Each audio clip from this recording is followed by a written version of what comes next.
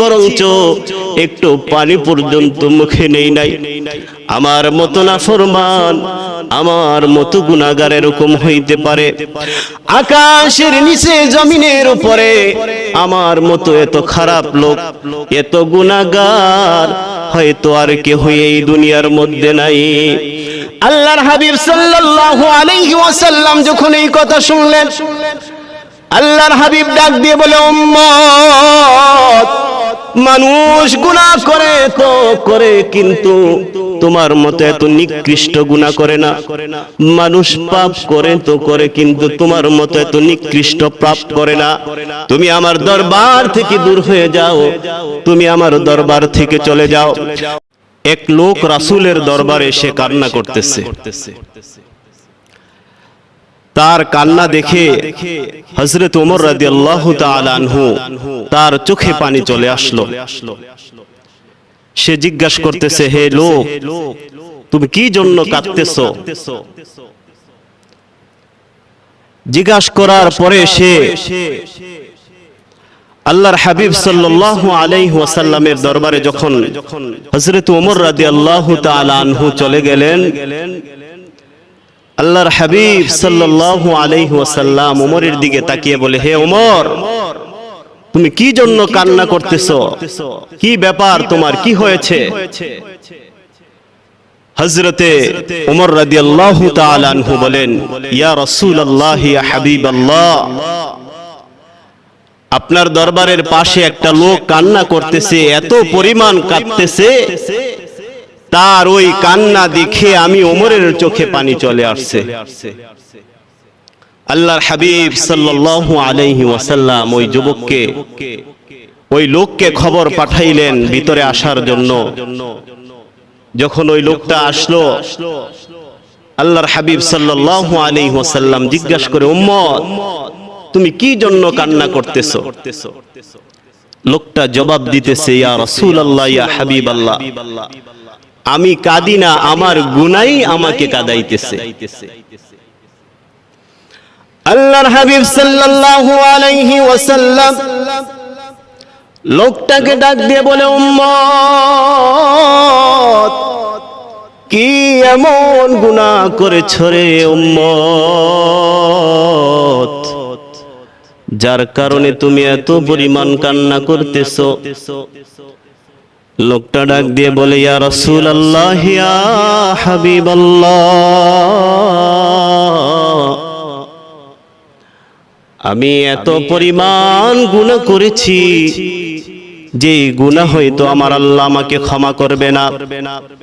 আল্লাহর হাবিব বলে, উম্মত, তুমি যদি 7 আসমান 7 জমিন পরিমাণও যদি গুনাহ করে থাকো, তারপরেও আমার আল্লাহ রব্বুল আলামিন তোমার গুনাহগুলোকে মাফ করে দিবেন। লোকটা বলতেছে, ইয়া রাসূলুল্লাহ, ইয়া হাবিবাল্লাহ, আমার মনে হয় 7 আসমান 7 জমিনের চাইতেও আমার গুনাহ অনেক বেশি। আল্লাহর হাবিব সাল্লাল্লাহু আলাইহি ওয়াসাল্লাম বলেন, উম্মত, তুমি কি কোনো শিরক গুনাহ করেছো নাকি? লোকটা বলে, ইয়া রাসূলুল্লাহ, ইয়া হাবিবাল্লাহ, আমি শিরক গুনাহ করি নাই। আল্লাহর হাবিব জিজ্ঞাসা করে, উম্মত, তুমি কি কাউকে কি অন্যায় ভাবে কতল করেছো, হত্যা করেছো নাকি? লোকটা বলে, ইয়া রাসূলুল্লাহ, ইয়া হাবিবাল্লাহ, আমি কাউকে অন্যায় ভাবে হত্যা করি নাই, কতল করি নাই।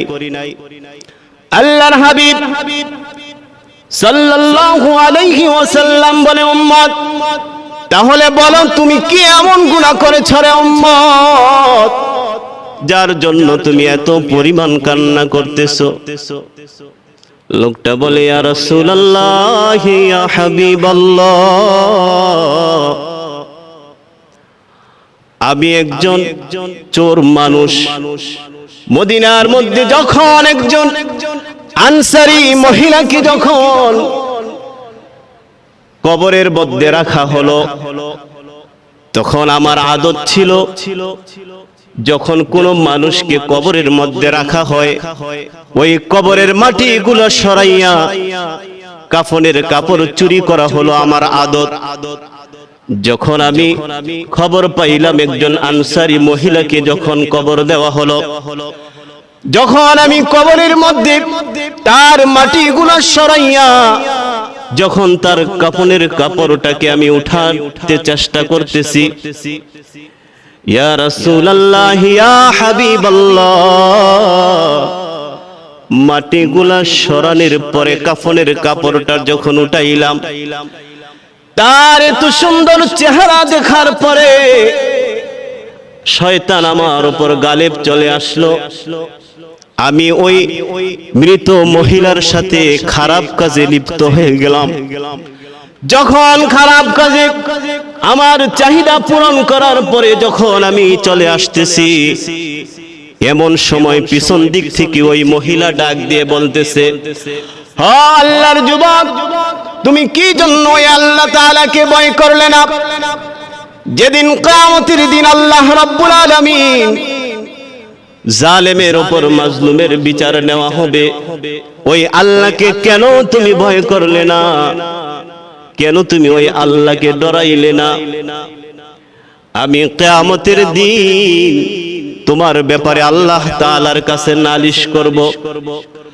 আল্লাহ রাব্বুল আলামিনকে বলবো, আমার পরিবারের লোকজনরা আমাকে পাক পবিত্র বানাইয়া সুন্দর করে গোসল দেওয়ার পরে আমাকে কবরের মধ্যে রাখলো, আর তুমি আমাকে নাপাক অবস্থায় রেখে এভাবে তুমি চলে যাইতেছো।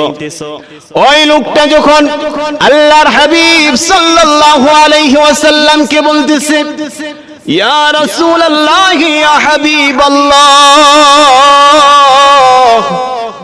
যখন এই কথাগুলা ওই মৃত মহিলাটা আমার সাথে বলল, পিছন দিক থেকে তাকায় দেখলাম সে আবার পড়ে গেল। কিন্তু যখন থেকে তার কথা আমার কানে আসলো, সে যখন আমার বিরুদ্ধে কিয়ামতের দিন আল্লাহ তাআলার কাছে শিকায়াত করবে, ওদিন থেকে আমি একটু খানা পিনা সব কিছু ছেড়ে দিয়েছি, বরঞ্চ একটু পানি পর্যন্ত মুখে নেই নাই। আমার মতো নাফরমান, আমার মতো গুনাহগার এরকম হইতে পারে? আকাশের নিচে জমিনের উপরে আমার মতো এত খারাপ লোক, এত গুনাহগার হয়তো আর কেউ এই দুনিয়ার মধ্যে নাই। আল্লাহর হাবিব সাল্লাল্লাহু আলাইহি ওয়াসাল্লাম যখন এই কথা শুনলেন, আল্লাহর হাবিব ডাক দিয়ে বলে, উম্মত, মানুষ গুনাহ করে তো করে, কিন্তু তোমার মতো এত নিকৃষ্ট গুনাহ করে না। মানুষ পাপ করে তো করে, কিন্তু তোমার মতো এত নিকৃষ্ট পাপ করে না। তুমি আমার দরবার থেকে দূর হয়ে যাও, তুমি আমার দরবার থেকে চলে যাও। যখন আল্লাহর হাবিব ওই লোকটাকে কথাগুলা বলার পরে ওই বান্দাটা, আল্লাহ তাআলার বান্দা, আরো আতঙ্কিত হয়ে গেলেন, তার মধ্যে আরো ভয় চলে আসলো। হয় আল্লাহর হাবিব যাকে দুনিয়ার মধ্যে আল্লাহ রাব্বুল আলামিন রহমত স্বরূপ দুনিয়াতে পাঠাইলেন, ওই নবী আমাকে তার দরবার থেকে তাড়ায়া দিল। এত ভয় নিয়া, এত বিঘ্ন মনে আল্লাহ রাব্বুল আলামিনের ভয়ে আরো কাঁদতেছে। সে একটা পাহাড়ের গুহার মধ্যে চলে গেল, আর ওখানে গিয়ে বলে, আল্লাহ, আমার মতো গুনাহগার, আমার মতো নাফরমান এই আকাশের নিচে জমিনের উপরে আর কেউই নাই। গুনার কথা স্মরণ করে করে আল্লাহ তাআলার কাছে দরবারে ফরিয়াদ করতেছে, আর আল্লাহ রাব্বুল আলামিনকে বলতেছে, যেই নবীকে আপনি রহমত স্বরূপ পাঠাইলেন, ওই নবী আমাকে তাড়ায়া দিল, কিন্তু আমি বান্দা আপনার দরবার ছাড়ব না। আল্লাহ, আপনি আমার গুনাহগুলোকে maaf করে দেন।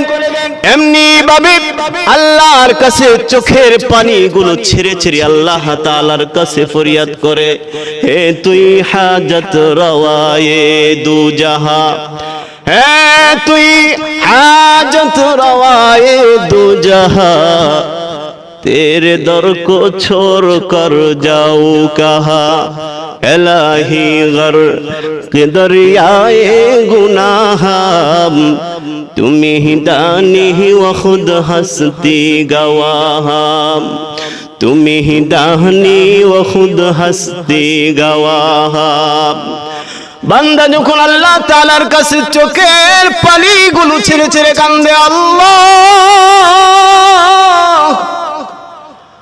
লাগাতার 40 দিন 40 রাত্র পর্যন্ত আল্লাহ তাআলার কাছে তার গুনার ব্যাপারে আল্লাহ তাআলার কাছে ক্ষমা চাইতেছে বান্দা যখন লাগাতার 40 দিন 40 রাত্র পর্যন্ত আল্লাহর কাছে ফরিয়াদ করে আল্লাহর কাছে বলে আল্লাহ আমার চোখের পানিগুলো শেষ হয়ে গেছে আপনি যদি আমাকে ক্ষমা না করেন আল্লাহ আপনার কাছে শেষবারের মতো ফরিয়াদ করি মাবুদ আসমান থেকে একটা আগুনের টুকরা ফালাইয়া জমিনে আমাকে ধ্বংস করিয়া দেন এমনি ভাবে যখন আল্লাহ তাআলার কাছে চোখের পানিগুলো ছেড়ে ছেড়ে যখন বান্দা কাঁদতেছে আর আল্লাহ রব্বুল আলামিনের রহমতের মধ্যে জোশ চলে আসে তানুগিরিয়াদ কুদকে হালওয়া ফুরুশ তানুগিরিয়াদ কুদকে হালওয়া ফুরুশ রহমতে হক বর্ণমি আয়াদ বজুশ রহমতে হক বর্ণমি আয়াদ বজুশ আল্লাহ রাব্বুল আলামিনের রহমতের মধ্যে যখন জোশ চলে আসলো আল্লাহ তাআলা হযরত জিবরাইলকে খবর পাঠাইলেন ও জিবরাইল যাও যাও আমার নবীর কাছে যাও আর তাকে গিয়ে জিজ্ঞাসা করবে বান্দাকে কে বানাইছে বান্দার যত সমস্যা হয় ওই সমস্যাগুলা কে পুরা করে বান্দার যখন রিজিকের অভাব হয় তার রিজিকের ফয়সালা কে করে দেয় হযরত জিবরাইল আল্লাহর হাবিবের নিকট চলে গেলেন আল্লাহর হাবিবের কাছে বলতেছি ইয়া রাসূলুল্লাহ ইয়া হাবিবাল্লাহ আল্লাহ রাব্বুল আলামিন আপনাকে জিজ্ঞাসা করতে বলেছে বান্দাকে কে বানাইছে আল্লাহর হাবিব সাল্লাল্লাহু আলাইহি ওয়াসাল্লাম বলেন বান্দাকে তো আল্লাহই বানাইছে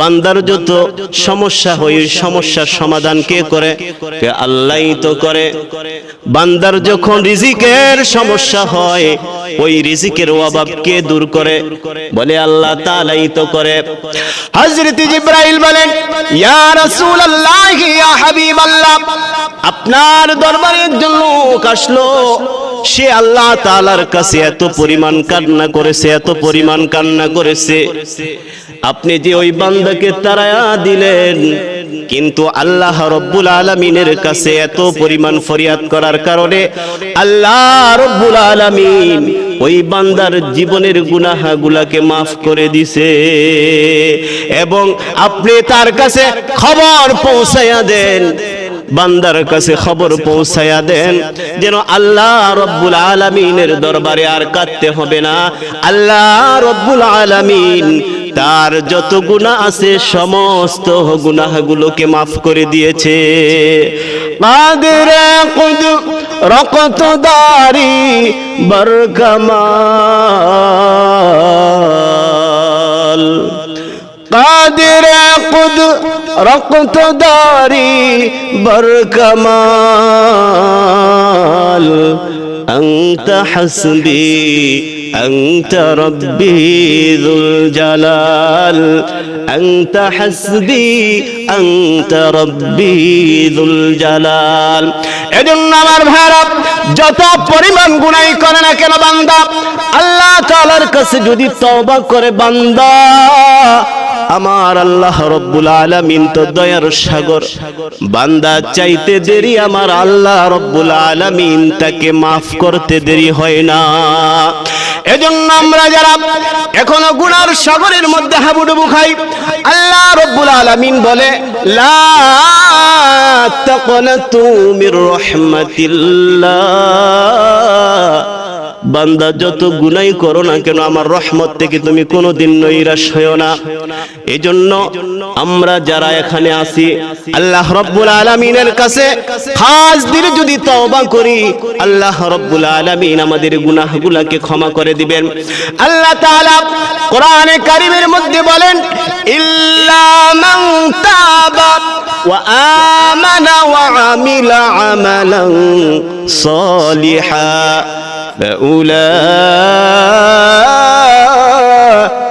يبدل الله سيئاتهم حسنات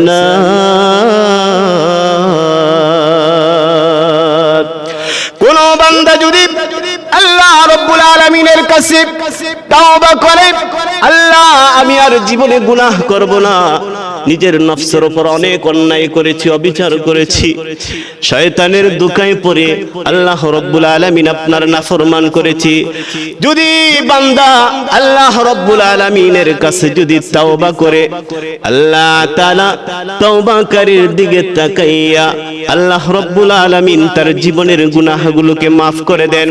শুধু তাই নয়, আল্লাহ রাব্বুল আলামিন ওই বান্দার গুনার পরিবর্তে তার আমলনামায় সওয়াব দ্বারা পরিপূর্ণ করে দেয়।